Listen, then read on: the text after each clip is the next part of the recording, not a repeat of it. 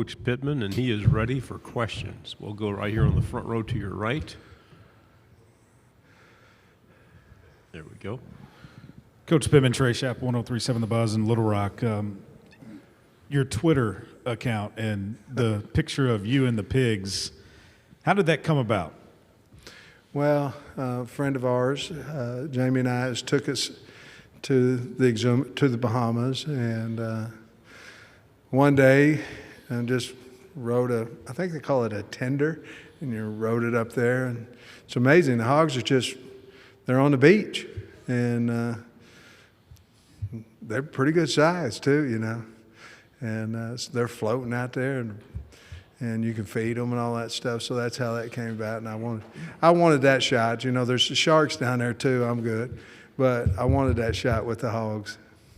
Coach, to your left on the third row. Hey, Coach, Andrew Kaufman from KMIZ in Columbia, Missouri. I'm curious what your relationship is like with Coach Drinkwitz and what you think of the state of the rivalry is, the battle line rivalry between you guys and Mizzou.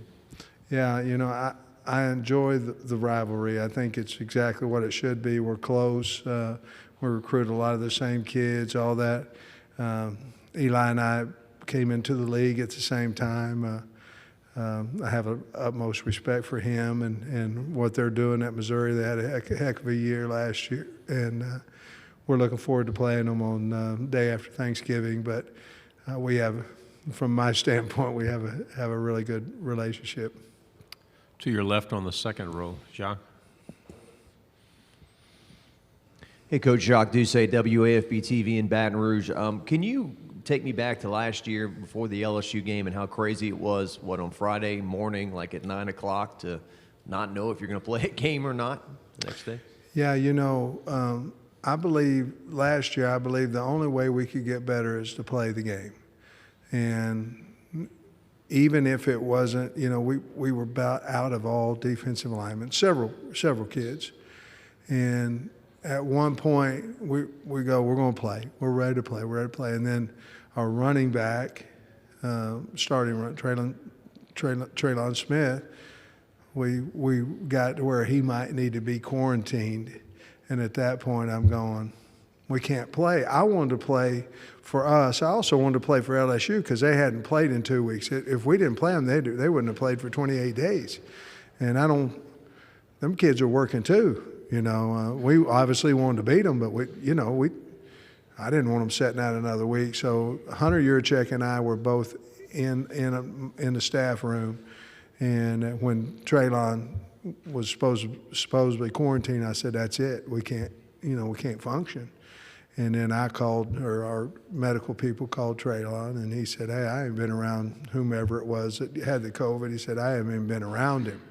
And so he went ahead and played. And it was a really good football game, and so disappointed we weren't able to win. But that's kind of how it went down. There was a very, very fine line in there whether we were able to play that game or not. But we also knew that LSU fans had traveled, Arkansas fans had traveled, and we didn't want to disappoint them, either one of those fan bases either. Coach, to your right on the first row. Coach Tyler Shaw with KBTX TV in College Station. After the foundation you started to lay last year at Arkansas, what are kind of the expectations around the program, and what do you hope to accomplish heading into year two?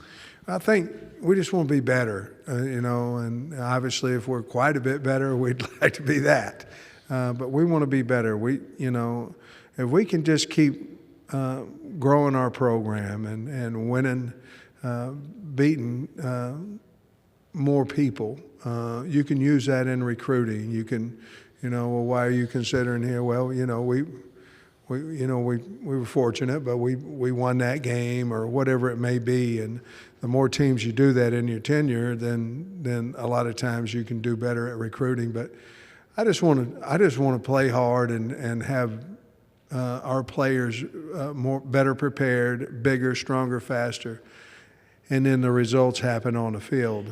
For me, each year, if we can just continue to improve, then I think at some point we'll have some huge success at Arkansas. Coach, to your right on the aisle, second row. Randy Rainwater, 1037 The Buzz. You were talking about the LSU game with so many defensive players particularly in the line, missing. Sam, what have you done to address that lack of depth? I know you went to the transfer portal and picked up some guys there. I'm not sure the transfer portal is your favorite recruiting tool, but talk about adding to the depth and the talent in that defensive line. Well, number one, the players we had to get better. And not only better, but bigger. I mean, we've had, like Zach Williams was playing around 2 1/4, 230. And, the guy blocking you is 350 pounds, 330 pounds. It's a mismatch. He's around 265, 270 at this point. So we had to improve what we had first. And I think we did a really good job with that. We obviously have to recruit well. But then that was probably the only position on our team that I thought, help, we need it. And we went out, and it's nothing against the ones we had. It's just we needed it either in the depth department or in starting department.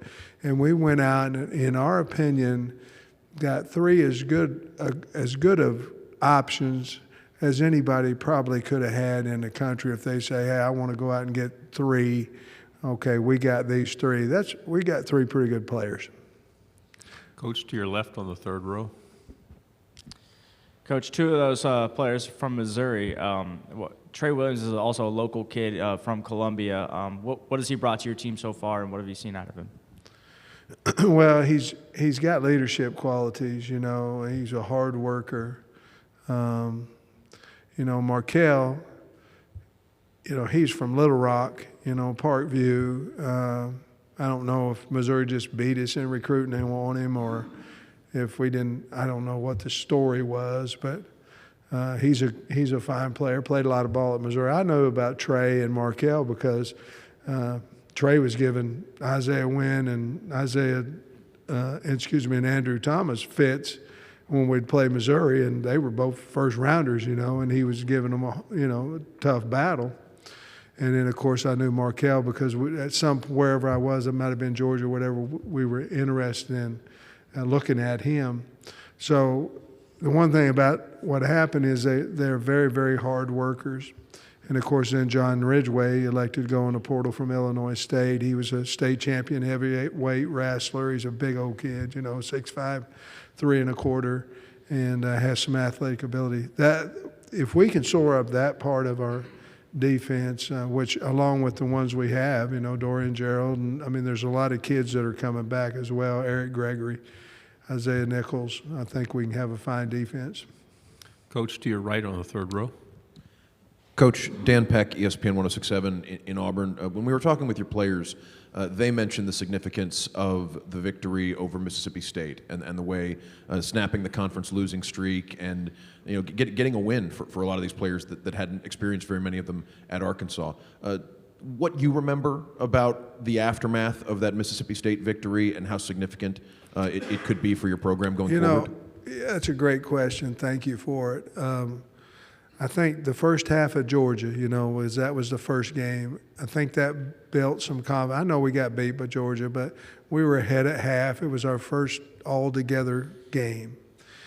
Then we go to Mississippi State, and we left some kids home, to be honest with you. And I'm on the bus or on the plane, and I'm worried like crazy about it. And in my mind, I just go, all we got is all we need. If we go out and play well, we have a chance. I kept preaching that to our kids during the Friday night sessions, and obviously on Saturday morning it was a night game. And then, I didn't really know. I knew we hadn't won, but I didn't, I don't pay much attention to it. I'm just trying to get the best team we can out there.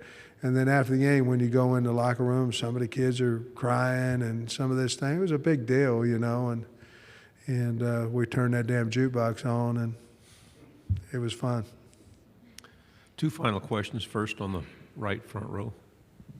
Coach, I think everybody knows about Traylon Burks, but Davion Warren, the importance of him staying healthy this year, and then what does John David White mean to the receiving core in this team? Yeah, I love him. I mean, he's really worked hard, and he almost got a pass last year.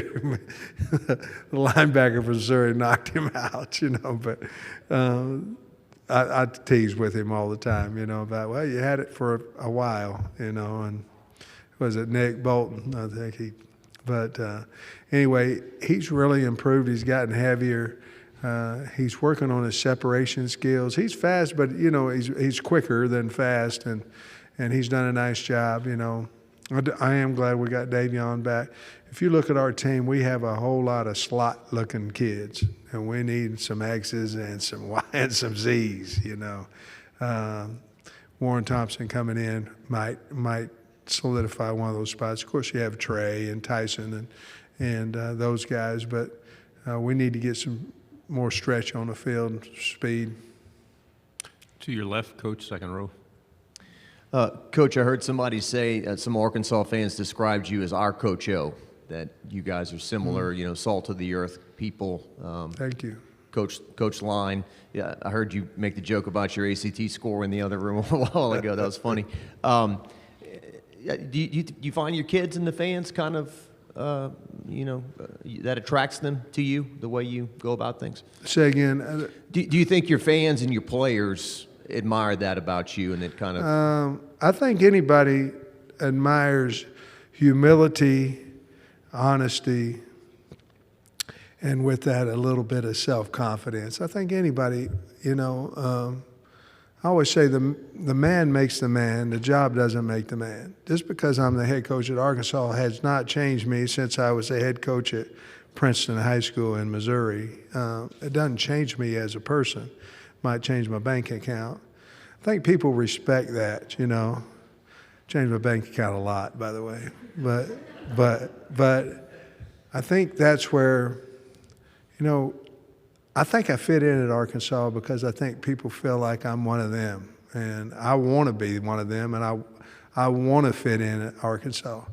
But I think that's probably part of it, and I'm probably the most well-liked 3-7 coach in the history of football, and I'm very grateful and thankful for that. Coach, thank you very much for your time. Thank you, everybody.